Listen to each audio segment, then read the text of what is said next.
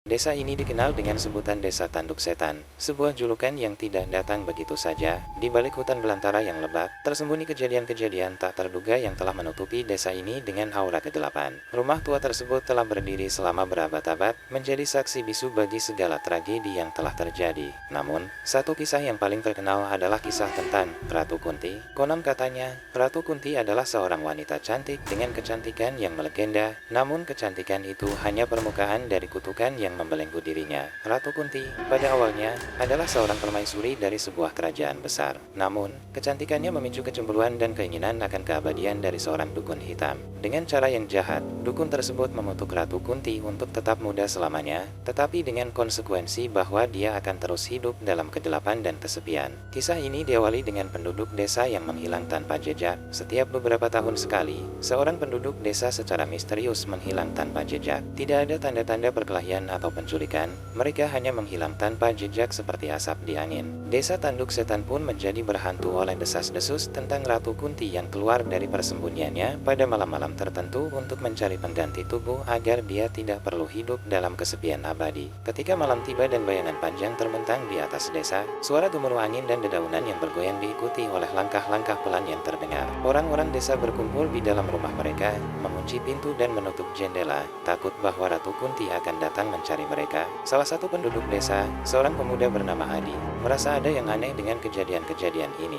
Dia adalah seorang yang cerdas dan ingin mengungkap misteri yang mengelilingi desa Tanduk Setan. Dengan tekad yang bulat, Adi memutuskan untuk menyelidiki kejadian ini dan mengungkap apa yang sebenarnya terjadi di balik hilangnya penduduk desa. Dengan segala risiko, Adi mulai menyusuri hutan belantara yang misterius di malam hari. Dia merasa udara semakin dingin dan suasana semakin mencekam saat dia mendekati rumah tua tempat Ratu Kunti diyakini berada. Saat dia melangkah ke dalam rumah, dia merasa ada kehadiran tak kasat mata yang mengawasinya. Di dalam, dia menemukan berbagai bukti tentang eksistensi Ratu Kunti. Ada gambar-gambar tua, catatan-catatan yang berdebu, dan artefak-artefak kuno yang mengisahkan kisah tentang Ratu Kunti dan kutukan yang menimpanya. Adi juga menemukan kisah-kisah tentang penduduk desa yang menjadi korban Ratu Kunti dan hilang tanpa jejak. Semakin dalam Adi menyelidiki, semakin jelas dia merasakan keberadaan energi gelap yang mengerikan. Dia merasakan sentuhan dingin di bahunya, suara bisikan lembut di telinganya, dan bayangan-bayangan yang bergerak di sudut mata. Namun, dia tidak mundur. Rasa penasarannya lebih besar dari ketakutan yang menghantuinya. Adi menemukan sebuah buku kuno yang berisi mantra-mantra dan ritual-ritual untuk memanggil Ratu Kunti. Meskipun ragu, dia memutuskan untuk mencoba menggunakannya, berharap bisa berbicara dengan roh Ratu Kunti dan mengakhiri kutukan tersebut. Saat dia mulai melafalkan mantra, ruangan tiba-tiba gelap gulita dan angin kencang menghembus dari segala arah. Tiba-tiba, sebuah bayangan wanita muncul di hadapannya. Ratu Kunti, wanita itu memiliki kecantikan yang melegenda, tetapi matanya memancarkan aura kegelapan yang menakutkan. Dia menatap tajam ke mata Adi, dan suaranya bergema di seluruh ruangan. Siapa yang berani mengganggu kesepianku? Adi merasa ketakutan, tetapi dia tidak menyerah. Dia menjelaskan niatnya untuk mengakhiri kutukan dan meminta Ratu Kunti untuk mengampuni dan melepaskan penduduk desa. Ratu Kunti tertawa pahit, mengatakan bahwa kutukan itu adalah bagian dari dirinya yang tak terpisahkan. Namun, dia merasa tergerak oleh tekad dan keberanian Adi.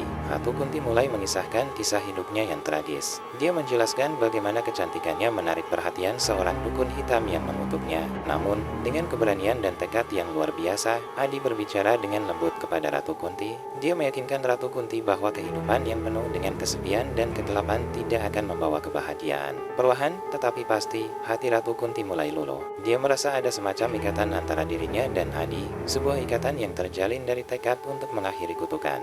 Dia mulai mempertimbangkan untuk melepaskan kutukan tersebut, meskipun dia merasa takut akan konsekuensinya. Selama beberapa malam, Adi dan Ratu Kunti terus berbicara. Mereka saling berbagi kisah hidup mereka, rasa sakit, dan harapan. Ratu Kunti mulai merasakan kehangatan dan kasih sayang yang telah lama dia rindukan. Adi juga semakin dekat dengan Ratu Kunti, meskipun dia sadar bahwa waktu terus berjalan dan penduduk desa masih dalam bahaya. Penduduk desa semakin gelisah karena Adi belum kembali. Mereka mendengar suara-suara aneh dan melihat cahaya misterius berasal dari hutan belantara. Beberapa orang bahkan berani menyelinap masuk ke rumah tua, hanya untuk menemukan catatan-catatan dan artefak-artefak kuno yang meninggalkan petunjuk tentang keberadaan Adi. Sementara itu, Adi dan Ratu Kunti semakin dekat. Ratu Kunti merasa dilema antara keinginannya untuk bebas dan rasa cintanya kepada Adi. Dia tahu bahwa dia harus membuat keputusan sulit, baik untuk dirinya sendiri maupun untuk penduduk desa yang tak bersalah. Suatu malam, ketika bulan purnama menerangi langit, Ratu Kunti dan dan Adi duduk bersama di bawah pohon besar di luar rumah tua. Mereka merasakan energi gelap yang semakin melemah, dan Ratu Kunti akhirnya mengambil keputusan besar. Dia mengakui bahwa dia tidak ingin lagi hidup dalam kesepian dan kegelapan, dan dia siap untuk mengakhiri kutukan.